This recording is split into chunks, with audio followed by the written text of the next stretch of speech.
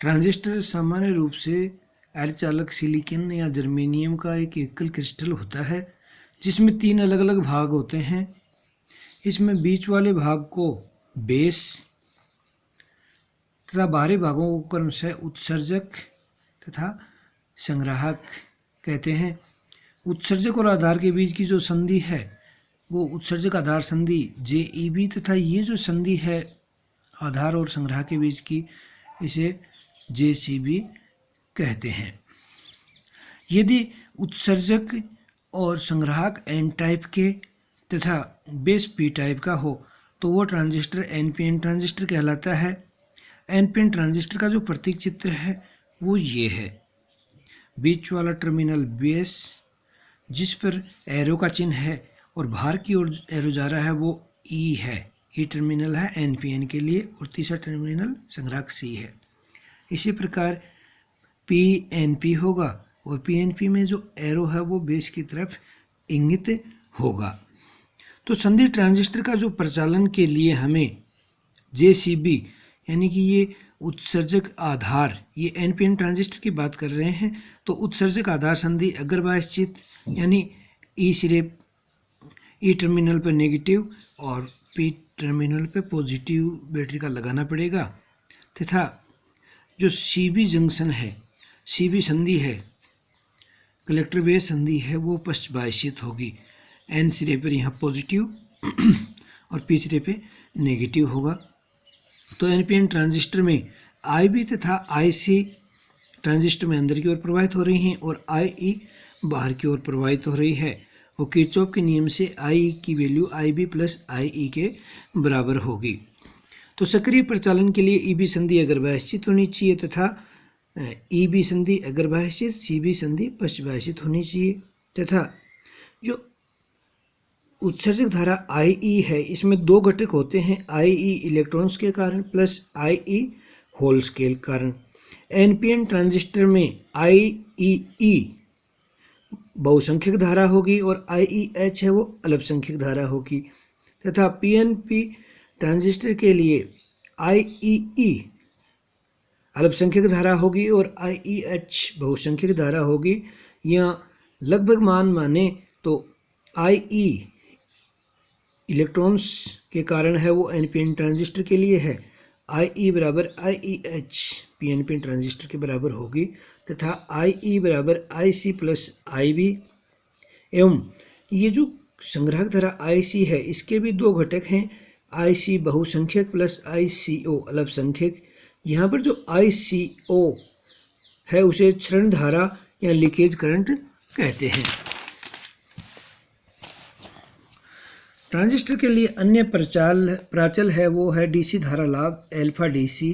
ये IC upon IE का ratio है जो कि IC की वैल्यू IE से हमेशा कम रहती है, अतः अल्फा DC का मान 1 से कम होगा, 0.9 से 1 के बीच में कहीं हो सकता है तथा IB बराबर होगी IE into 1 minus alpha DC। IC बराबर alpha DC IE plus ICO। Alpha DC की प्रारूपिक वैल्यू 0.95 से 99 के बीच में होती है अर्थात 1 से कम होती है तथा धारा लाभ, गतिक धारा लाभ अल्फा DC AC बराबर delta IC upon delta IE। जब VCB है वो नियत रखा जाता है, इसका मान भी लगभग 0.9 से लेकर 1 के मध्य कहीं होता है।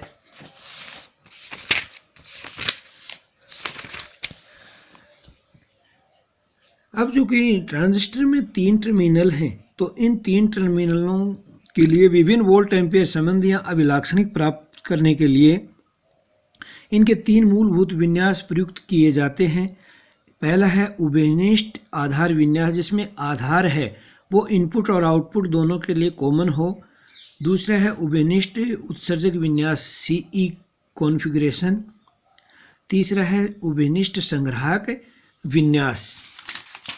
तो जो उभयनिष्ठ आधार विन्यास के लिए हम परिपथ चित्र देखें तो PNP ट्रांजिस्टर के लिए ये है, यहाँ पर बेस है वो इनपुट और आउटपुट दोनों में कॉमन है और NPN ट्रांजिस्टर के लिए जो परिपथ चित्र है वो ये है। यहाँ पर सिर्फ बैटरी का जो ध्रुवता है वो चेंज होती है।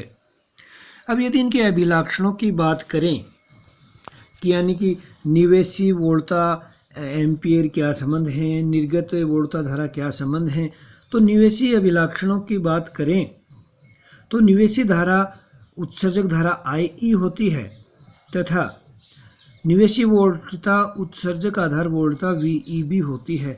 अतः संग्राहक आधार वोल्टता VCB निर्गत वोल्टता होती है तथा संग्राहक धारा IC निर्गत धारा होती है।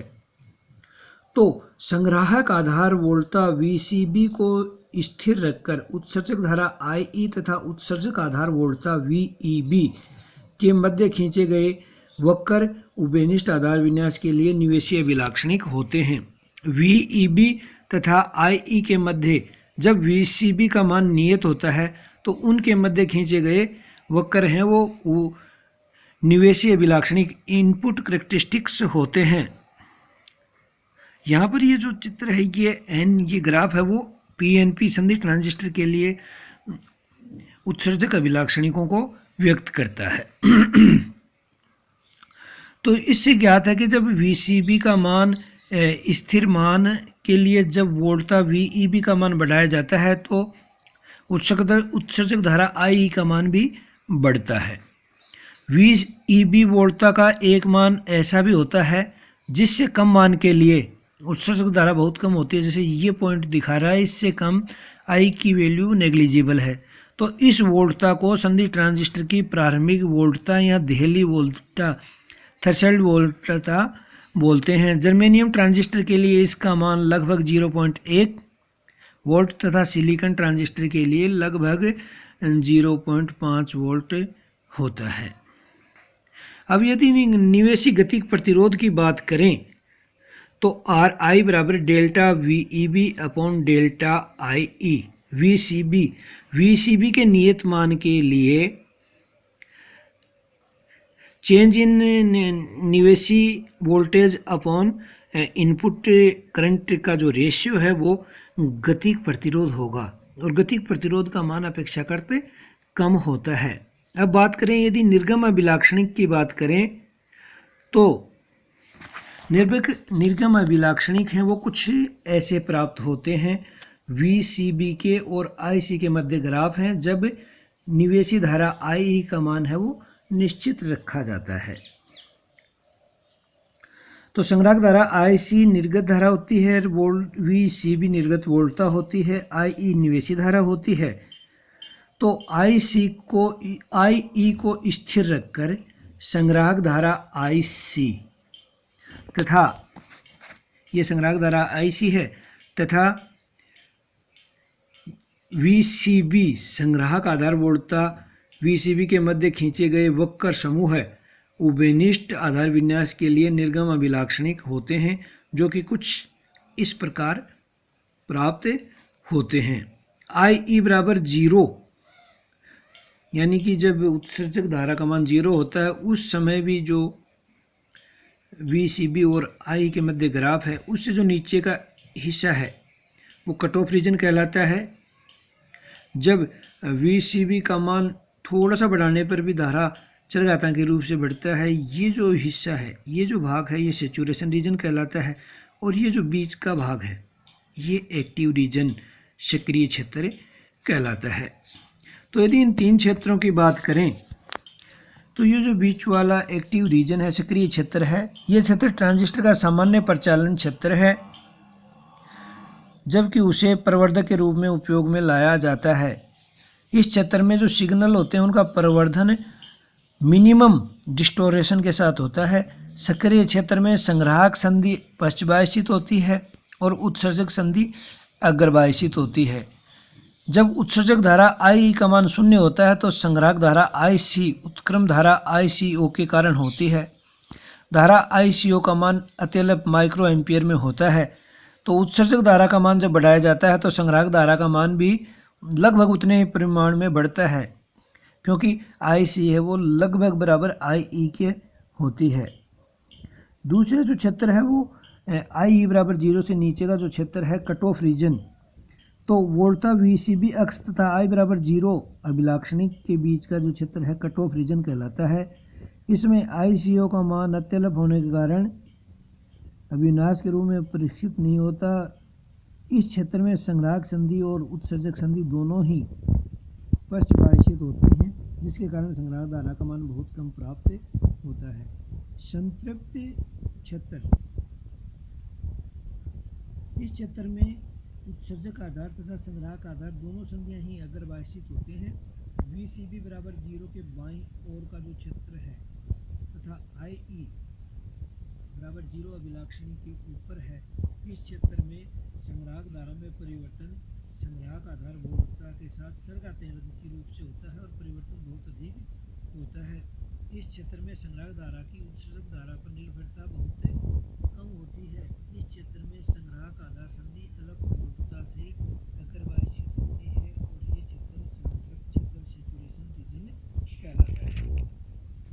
यदि हम निर्गम प्रतिरोध की बात करें तो निर्गम प्रतिरोध R आउटपुट बराबर delta VCB upon delta IC जब IE का मान नियत होता है। आउटपुट प्रतिरोध का मान काफ़ी अधिक होता है। यदि धारा प्रवर्धन गुणांक की बात करें अल्फा DC तो IC अपॉन IE जब VCB नियत हो, और गतिक धारा लाभ की बात करें तो अल्फा AC बराबर delta IC upon delta IE होगा जब VCB है वो नियत होगा। दूसरा जो विन्यास है वो उभयनिष्ठ उत्सर्जक विन्यास है। इसमें जो उत्सर्जक टर्मिनल है वो इनपुट और आउटपुट दोनों के मध्य ग्राउंड होता है। तो इसमें भी EB संधि को, ये NPN ट्रांजिस्टर की बात कर रहे हैं, EB संधि को अग्रवासित, CB संधि को पश्चवासित रखा जाता है। ये PNP ट्रांजिस्टर के लिए बात हो रही है। इसमें भी EB संधि को अग्रवासित और CB संधि को पश्चवासित रखा जाता है। और उत्सर्जक है वो निवेशी तथा निर्गम दोनों के बीच में ही कॉमन होता है। अब यदि इनके निवेशी अभिलाक्षणिक की बात करें तो चूंकि निवेशी धारा IB है तथा निवेशी वोल्टता VBE है, तो निवेशी अभिलाक्षणिक VCE के नियत मान के लिए जो निर्गत वोल्टता VCE है उसके नियत मान के लिए निवेशी धारा IB तथा निवेशी वोल्टता VB के मध्य आलेख होते हैं, जो कि कुछ इस चित्रानुसार प्राप्त होते हैं IB और VB के मध्य। यदि गतिक प्रतिरोध की बात करें तो गतिक प्रतिरोध हो जाएगा RI बराबर delta VBE upon delta IB जब VCE नियत है। निर्गम अभिलाक्षणिक, तो चूंकि उभयनिष्ठ उत्सर्जक विन्यास में संग्राहक धारा IC निर्गत धारा है और संग्राहक उत्सर्जक वोल्टता VCE निर्गत वोल्टता है, तो आधार धारा IB निवेशी धारा है, तो IB को स्थिर रखकर IC तथा VCE के मध्य जो वक्र खींचे जाते हैं वो उभयनिष्ठ उत्सर्जक विन्यास के निर्गम अभिलाक्षणिक कहलाते हैं, जो कि कुछ इस प्रकार प्राप्त होंगे। IB के निश्चित मानों के लिए VCE तथा IC में जो वेरिएशन है, इसमें IB बराबर 0 के जो नीचे का भाग है ये कट ऑफ रीजन कहलाता है। ये जो बीच का भाग है ये सक्रिय क्षेत्र कहलाता है। और जब धारा पर वोल्टता की निर्भरता अत्यल्प होती है, चरघातांकी रूप से बढ़ता है, तो ये जो क्षेत्र है वो सैचुरेशन क्षेत्र, सक्रिय क्षेत्र कहलाता है। अब धारा प्रवर्धन गुणांक की बात करें, इस रीजन के लिए जो धारा प्रवर्धन गुणांक की बात करें तो उभयनिष्ठ उत्सर्जक विन्यास के लिए धारा प्रवर्धन गुणांक को बीटा DC से डिफाइन करते हैं। ये बीटा DC स्थैतिक धारा प्रवर्धन गुणांक है, ये हो जाएगा IC अपॉन IB जब VCE है वो नियत है। और यदि गतिक अवस्था की बात करें तो बीटा AC बराबर delta IC upon delta IB जब VC है वो नियत है। तो बीटा तथा अल्फा, बीटा है वो उभयनिष्ठ उत्सर्जक विन्यास के लिए धारा प्रवर्धन गुणांक है, अल्फा है वो उभयनिष्ठ आधार विन्यास के लिए धारा प्रवर्धन गुणांक है। यदि इनमें संबंध हम ज्ञात करें तो IE बराबर IB प्लस IC होती है। इसको जब सरल करते हैं तो बीटा डी सी बराबर प्राप्त होता है alpha D C upon 1 minus alpha D C. चूँकि अल्फा डी सी का मान 1 के निकट होता है, अतः बीटा डी सी का मान 1 से बहुत अधिक होगा। जब उदाहरण के लिए बात करें तो अल्फा डी सी बराबर 0.98 है, तो बीटा डी सी है वो 49 होगा। अब चूंकि ट्रांजिस्टर के लिए आई सी बराबर आई ई बराबर I C plus I B होता है तथा आई सी बराबर alpha D C I E plus I C O, तो इन वैल्यू को हम यहाँ रखें तो आई सी बराबर alpha D C I C plus I B plus I C ओ। जब इसको सोल्व करते हैं तो आई सी बराबर हम लिख सकते हैं आई सी बराबर alpha D C I B upon 1 minus alpha D C plus I C O upon 1 minus alpha D C, या आई सी बराबर beta I B plus beta plus 1 I C O. तो संधि transistor का जो विनिष्ट उत्सर्जक विन्यास में पाया गया है कि जब आधार खुले परिपथ में होता है और संग्राहक उत्सर्जक के सापेक्ष विपरीत दिशा में होता है तो अत्यल्प मात्रा में जो संग्राहक की ओर धारा प्रवाहित होती है, इस धारा को संग्राहक उत्सर्जक क्षरण धारा कहते हैं। अर्थात जब आई बी बराबर 0 होती है तो आई सी को हम आई सी ओ के बराबर लिखेंगे और ये होगी I C O upon 1 minus alpha D C बराबर I C E O. Common emitter में जो क्षरण धारा है वो है, अतः आई सी बराबर beta D C I B plus I सी ई ओ। तीसरा प्रकार का जो विन्यास है वो है उभयनिष्ठ संग्राहक विन्यास। इस विन्यास में जो संग्राहक है वो निवेश और निर्गम दोनों में ही उभयनिष्ठ होता है। इस विन्यास का उपयोग सामान्यतः प्रतिबाधा सुमेलन के लिए किया जाता है, क्योंकि इसकी निवेश प्रतिबाधा का मान अधिकतम और निर्गत प्रतिबाधा का मान कम होता है। इसका जो परिपथ चित्र की बात करें तो परिपथ चित्र होगा ये सी है, इनपुट और आउटपुट दोनों में कॉमन है। एनपीएन ट्रांजिस्टर के लिए बात करें, इसमें आधार संग्राहक संधि पश्चबाह्य स्थित होती है, निवेशी प्रतिरोध अधिक होता है, लोड प्रतिरोध उत्सर्जक के साथ उत्सर्जक और ग्राउंड के बीच में लगा होता है। प्रवर्धक के रूप में इस परिपथ को उत्सर्जक अनुगामी कहते हैं। तो उत्सर्जक अनुगामी का जो परिपथ चित्र देखें तो वो कुछ ऐसा होगा। इसके जो अभिलाक्षणिक हैं VEC और I के मध्य जो ग्राफ हैं वो ऐसे प्राप्त होते हैं। और इस अभिलाक्षणिक विन्यास के लिए जो रिलेशन प्राप्त होता है IE वो होता है beta D C plus 1 IB plus beta D C plus 1 ICO। ICBO को कॉमन बेस के लिए जो क्षरण धारा है वो कहते हैं, जिससे IE बराबर beta D C plus 1 IB, जिससे IE अपॉन IB बराबर बीटा डी सी प्लस 1। यहाँ पर जो अनुपात है IE अपॉन IB को कभी कभी हम गामा DC से प्रदर्शित करते हैं। इसे DC धारा लाभ कहते हैं कॉमन कलेक्टर के लिए। समीकरण इससे ज्ञात होता है कि उभयनिष्ठ संग्राहक विन्यास में DC धारा लाभ का मान अधिकतम होता है और इसका मान बीटा DC प्लस 1 होता है। इस विन्यास में क्षरण धारा का मान उभयनिष्ठ उत्सर्जक विन्यास के लिए CBO की कोटि का ही होता है।